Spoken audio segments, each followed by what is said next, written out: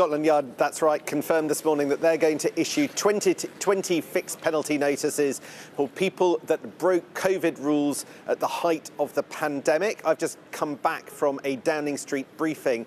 Now, as it stands, we do not know who those fines will be issued to. In fact, the people in the building behind me don't know either. It could take up to about 24 hours for the individuals concerned to be contacted by the criminal record organisation, which dishes out the fines themselves to the people that have been fingered for breaking the COVID rules that Boris Johnson introduced. As it stands, Boris Johnson himself has not received one of these fines. Number 10 has committed to telling us when that happens.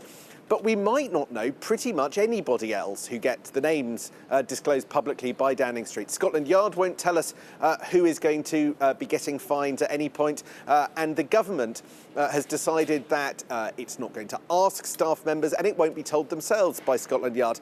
So we could be in a slightly bizarre situation where there are lots of people in the building behind me who are found to have broken the law at the height of COVID, at the height of the pandemic, and we don't know their names, we don't know their identities, and we don't know what's going to happen to them as a consequence.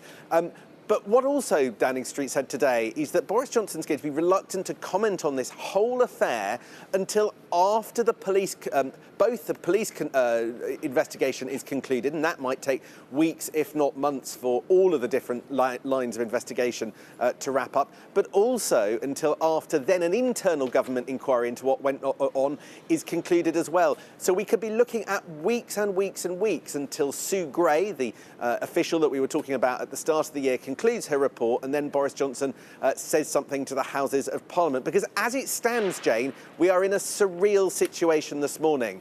Scotland Yard confirms that 20 different rules were broken at the height of the pandemic, but Boris Johnson himself won't accept that the law was broken. Number 10 spokesman said that Boris Johnson will just talk about this in the future when Sue Gray's report is out, but as of now, Downing Street does not themselves accept that the law was broken, even though Scotland Yard has confirmed that it has.